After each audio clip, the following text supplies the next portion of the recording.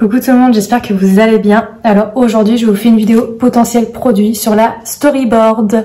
Je vais vous montrer tout ce qu'on peut faire avec, aussi bien album, carterie, étiquette. Elle a vraiment un potentiel de dingue. On peut faire toute la couture autour, on peut faire des formats différents. Donc je vais vous montrer tout ça et surtout n'hésitez pas à rester jusqu'à la fin de la vidéo car un petit concours se profile. Je vous dirai toutes les conditions à la fin de la vidéo. Donc elle fait comme un système un peu de pochoir la storyboard. Donc comme vous pouvez le voir, on peut faire un grand format 30,5 par 30,5, c'est le format d'une page. Hein. J'ai fait tous les petits trous à l'aide du picot. Bon, je les ai fait en amont, sinon il y en aurait eu... quand c'est un grand format, comme ça forcément ça prend un peu plus de temps. Vous la fixez avec du scotch et puis vous venez avec un petit picot, hop, faire les trous qui sont sur le pochoir. Voilà. Donc comme vous pouvez le voir, vous pourrez faire différents formats. C'est pas parce qu'elle est grande comme ça que vous devez faire que du format 30,5 par 30,5. Regardez, moi j'ai fait une page que je suis en train de créer un album avec. Vous voyez, j'ai utilisé que cette partie-là. Hop, ici. Et puis après, j'ai découpé mon papier. Je vais vous montrer de toute façon comment faire un autre format après. Hop. Donc pour ma part, j'ai fait la fausse couture tout autour. Et avec la storyboard est fourni plein de petits accessoires. Donc un petit accessoire journaling. Hop. Que je positionnerai par ici. Une jolie fenêtre florale. Hop. Qui vient juste ici. Alors il faut savoir que cette fenêtre là, c'est un format 10-15. Donc une photo va parfaitement dedans. Donc ne vous fermez pas aussi à l'esprit comme quoi c'est forcément un format paysage. Vous avez juste à tourner la storyboard et ça se transforme en photo portrait. N'hésitez pas à la tourner, elle n'a pas un sens dédié à utiliser. Voilà, vous avez également un petit pochoir avec des petits trous. Et vous avez tous les petits caches qui vous permettent de ne pas déborder lorsque vous faites vos pochoirs. Donc je vais scotcher tout ça et comme ça je vais faire mon fond de page en faisant les petites fleurs, la petite partie journaling. Et puis je vais vous montrer comment y intégrer un pochoir également. Hop, que je mettrai sûrement sur cette partie basse là, je pense. Oui, sur cette partie basse là, sur les trois carrés. Donc je scotche tout ça. Donc moi j'utilise du scotch classique hein, que je mets 2-3 fois sur ma peau comme ceci pour éviter que ça colle de trop et que ça déchire mon papier quand je vais le retirer. Après si vous avez du masking tape, c'est mieux parce que du coup il a une adhérence qui est moins importante. Il y a moins de risque de déchirer. Donc hop, je vais m'asseoir, ça sera plus simple. Hop, voilà. Donc je vais venir scotcher par endroits, voilà.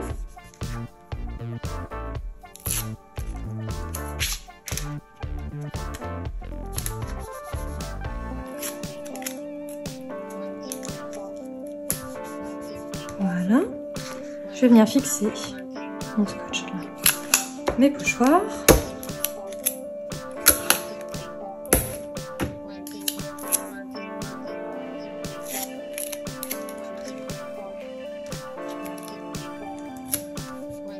Je vais glisser un petit cache. Je serai sûr de ne pas déborder. Voilà. Pareil en dessous. Voilà.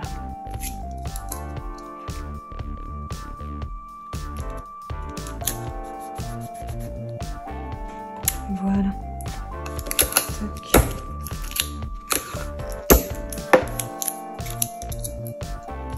Morceau ici, et voilà. Là, je suis pas trop mal. Ma petite partie journaling, je vais la faire là. Hop.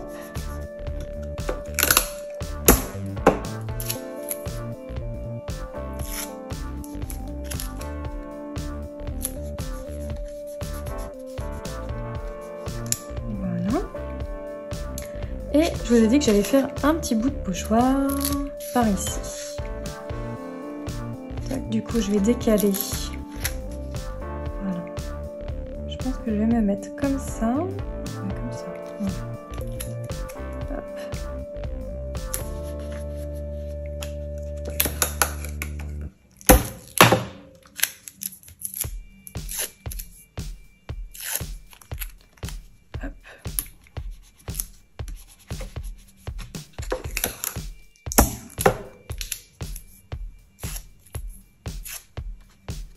Voilà, tout mon ensemble est scotché. Maintenant, j'ai plus qu'à mettre de l'encre.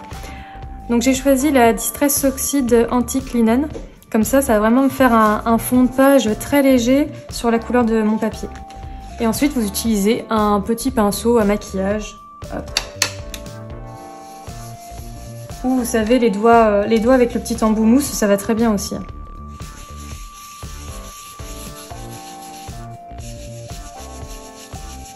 Alors faites attention de ne pas trop dépasser sur vos petits trous de couture. Parce qu'en fait, ils vont s'imprimer sur votre papier. Si vous voulez pas qu'ils apparaissent.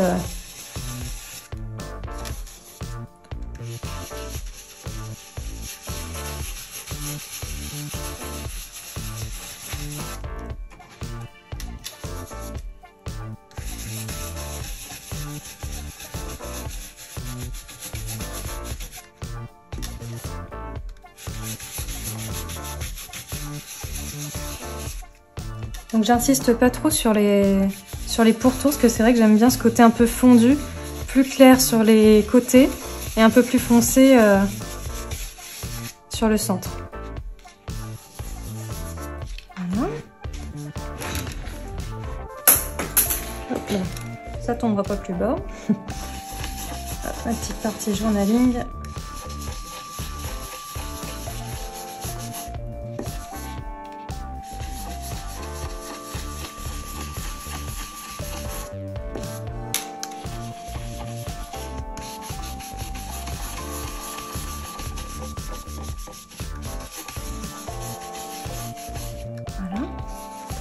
Et mon petit dernier, le petit pochoir de la collection Arizona.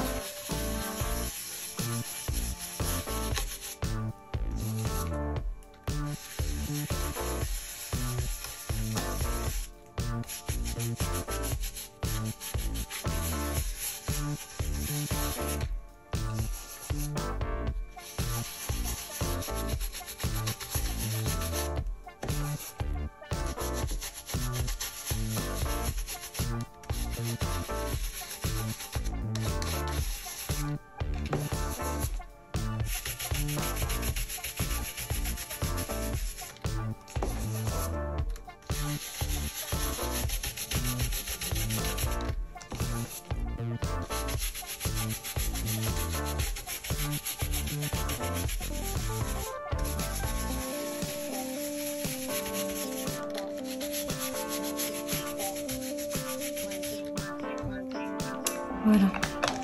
Bon allez, vous êtes prêts pour le petit rendu. Je fais attention de ne pas avoir d'encre sur les doigts.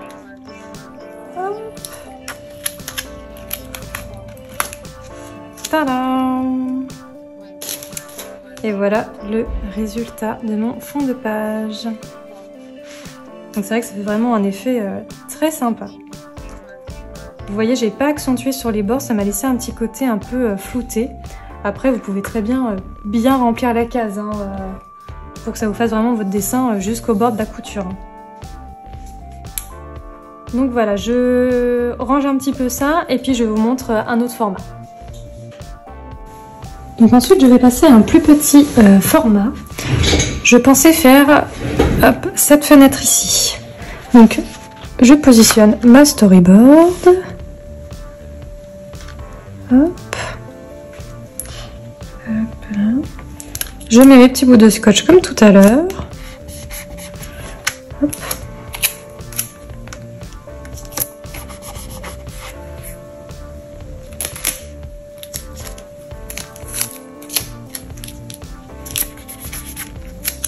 Hop, voilà. Pour que ça la maintienne. Et je vais faire mes petits trous avant de découper mon morceau de papier. Donc, comme vous pouvez le voir, il y a 2 lignes de couture entre chaque carré. Et sur les extrémités, il n'y en a qu'une seule. Ici. Donc moi, je suis partie du principe que du coup, j'allais faire qu'une seule ligne de couture, enfin de fausse couture à l'extérieur. Donc ici, je vais pas faire les 2 lignes, je vais en faire qu'une seule pour faire vraiment que cet encadré-là. Et avec mon petit picot, je viens faire ma fausse couture.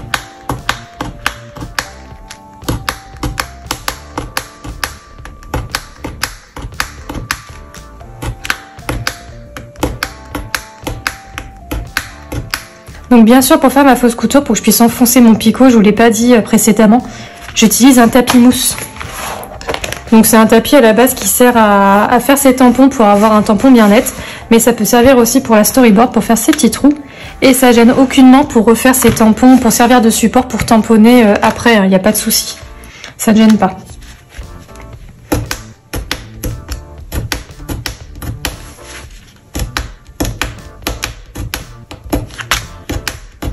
Donc vous voyez, je fais mes petits trous tout simplement au picot.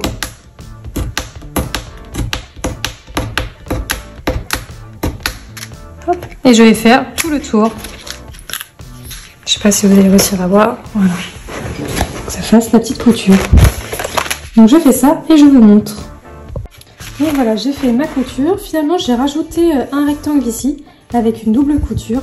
Je pense qu'ici, je passerai un fil ici pour faire comme si mes deux morceaux de papier étaient reliés par la couture.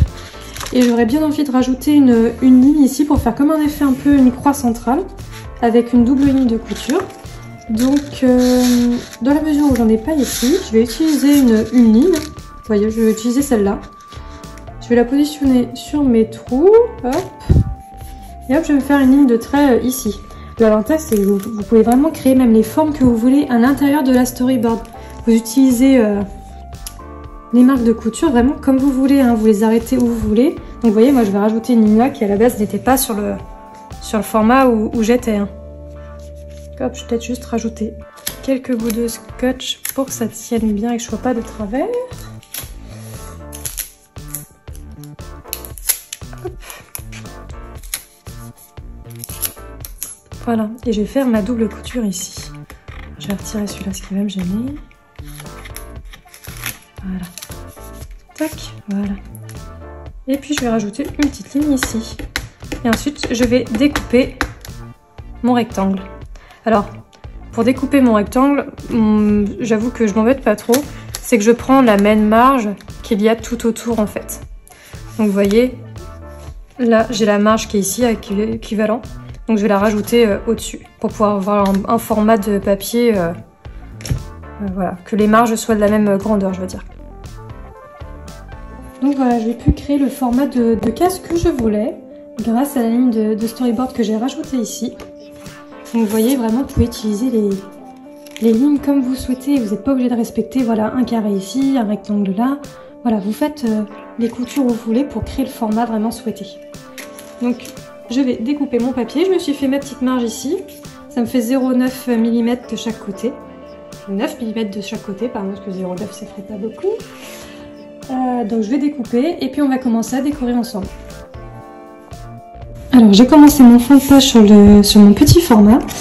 J'ai fait ce tampon-ci, j'ai fait mon pochoir d'abord et ensuite j'ai fait le tampon temps lunaire par-dessus en noir et je l'ai refait sur le beige ficelle pour détourer le petit rond. Ensuite je vais continuer, je vais faire celui-ci qui s'appelle Miroir Rotin avec ma Distress Rusty Hinge, désolée pour la prononciation, que je vais faire par-ci par-là avec un petit cache pour pas que ça dépasse de ma couture. Et puis ensuite je vais venir rajouter les petites étoiles en noir par-ci par-là. Donc c'est parti.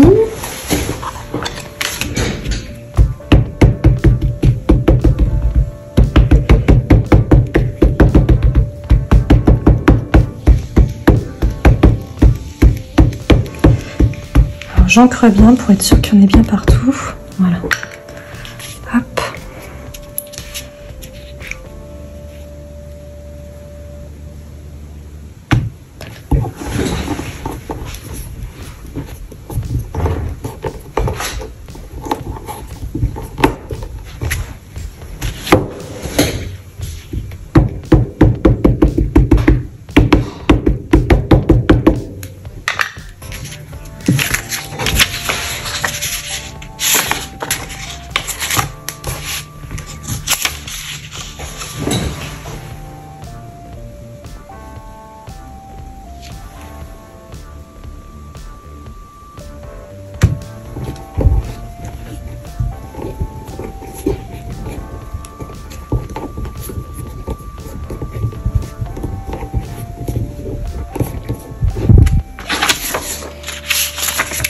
je vais remettre un petit morceau par ici pour faire un rappel.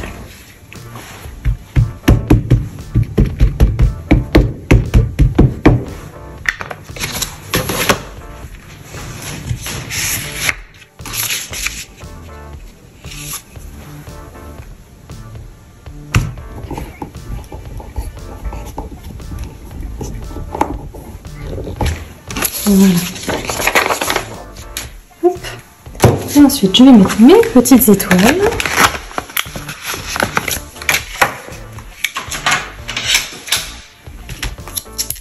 Avec mes fameuses planches Plexi Florilège qui sont vraiment adoptées à la maison. Elles sont vraiment pratiques.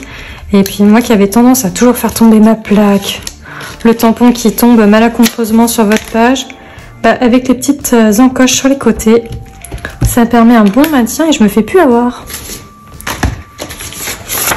Du moins honnêtement, moi, parce que j'ai toujours mon petit côté maladroit, hein, bien sûr, mais...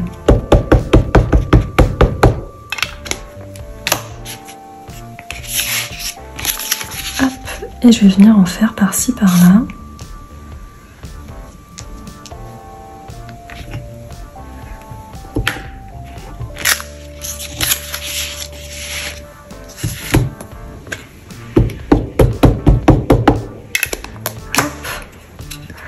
Un petit morceau vers le haut.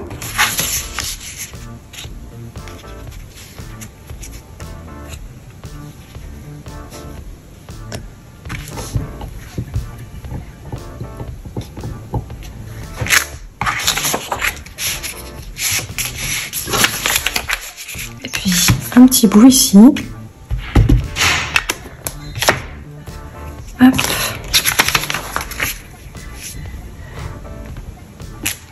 Voilà. Et je vais venir rajouter des petites fleurs par endroit et je vous montre le résultat. Donc voilà, j'ai décoré mon petit feuillet. Donc j'ai rajouté un petit texte ici, des die fleurs. J'ai collé mes petits suquins, du nouveau. Donc je vais décorer mon grand feuillet et puis je vous montre le résultat. Et voilà le résultat sur un format 30-30.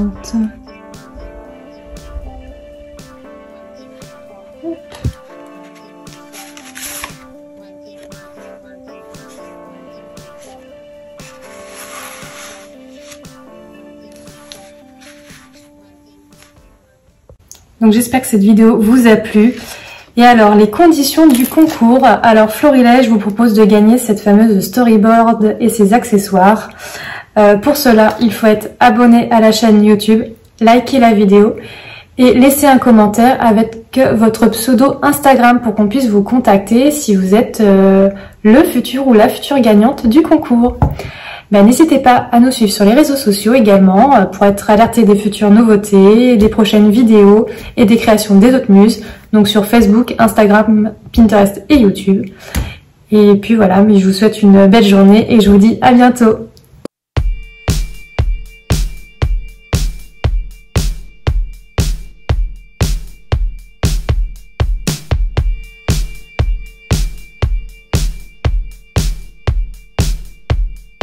One, two, one, two, one, two, one, two.